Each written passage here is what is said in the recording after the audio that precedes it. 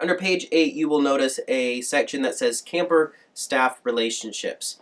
Now, we are aware of the fact that sometimes campers and staff members that are coming in, if they're at that 18, 19 age range, they may actually be dating a camper when they come into a Winterfest or a camping experience. But during the camping experience, during the Winterfest experience, that relationship kind of has to take a pause button. And not that you're not allowed to talk to that person, but we kind of covered this in another video, but that no PDA is acceptable. But it also goes to the aspect of that if you are coming in as a staff member and maybe you're 19, 20 years old, there may be collegiate campers or things like that that you find to be attractive, and that's perfectly fine. You may like them, but in the camping context, in the Winterfest context, we cannot have any dating or courtship relationships between staff and campers. It simply and strictly has to be that you are there to serve them and that they are the camper and you are the staff member. Now, with that said, any verbal or nonverbal sexual interaction with any camper is inappropriate. And I know what you may be thinking, that why would we need to cover something like this? But we have a responsibility to just make sure that the guidelines are very clear. Not that we expect that any of you would do anything, but we have legal responsibilities to cover these things. And it can be as simple as a what you thought to be a joke to a camper, that can turn into a lawsuit very quickly if it has any innuendos, if it has any crudeness to it whatsoever. So we just ask that you guard your language and guard your heart, and be very mindful of the situations that you are putting yourself in. Discretion must be used in physical contact with any campers. Innocent behavior can be misinterpreted. Now, we're not telling you that you can't have any physical contact with your campers whatsoever, but and this comes into play especially when there are people of the opposite sex. Men and women should not be doing a full frontal hug. It should be more of like the Christian side hug that we kind of joke about in youth group. If you're praying for someone in the altar, shoulders and head, that's the best place for your hands to go.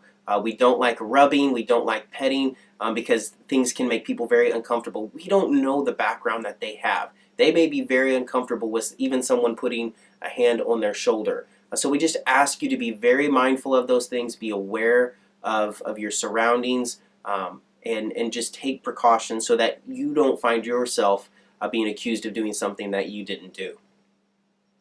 Sexual gestures from a camper to a staff member should be reported, and really that needs to say must be reported.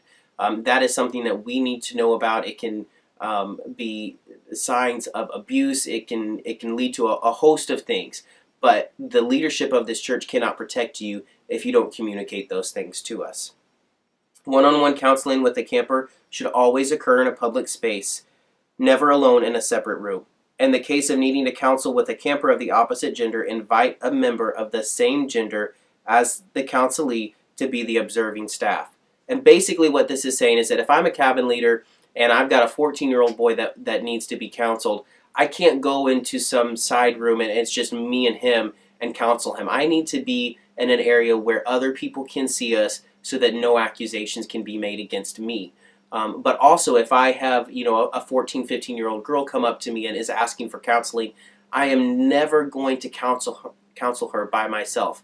I'm going to go get a Mary Jo Pearson or a Becky Dudding or a Jenny Barker to sit with me and be an observing party. They may not have to say anything, but I need them there for my safety and for the safety of the camper so that no accusations can be made. And all of these precautions, while they may seem abundant, they are to keep you safe and to keep our campers safe. No wrestling or physical horseplay should ever occur between staff and campers of the opposite sex. Again, this just goes to that physical contact. What you may see as innocent and as playful, somebody else can take as inappropriate, and it can be very damaging to them. So we just want you to be extremely careful in how you interact physically with the campers during this ministry. Next, we have the camper ratio policy. Simply says during waking hours, campers below 13, 1 adult for every 10 campers. Campers 13 and older, 1 adult for every 14 campers. During sleeping hours, campers below the age of 13, one adult for every 14 campers, and campers 13 and older, one adult for every 14 campers.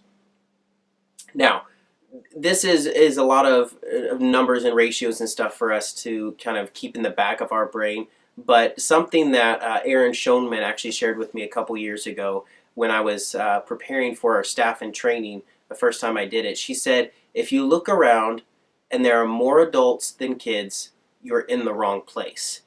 Now, basically what that means is that if you're at the snack stand and you've got 8 adults up there and only 5 kids, that means that there's probably 30 to 40, maybe even 50 kids somewhere that could be without adult observation. It's our responsibility to make sure that wherever our campers are, the staff is as well. We don't want to send them off by themselves. We don't want to lose track of where they are. So it's very important for us to just be mindful of that and be aware of the surroundings. Where are the campers at? Do there need to be more adults? Do there need to be less adults? And just kind of go from that foundation. At the bottom of page 8 and into page 9 are a list of the job descriptions. I'm not going to go into those in detail and read them word by word, but if you would just find the job that you are going to be doing at either summer camp or Winterfest and make yourself familiar with the duties that are related to your job, that would do us a great help in preparing for this event, and it'll do you a great help as well because you'll know exactly what we expect from you when you get to the campground.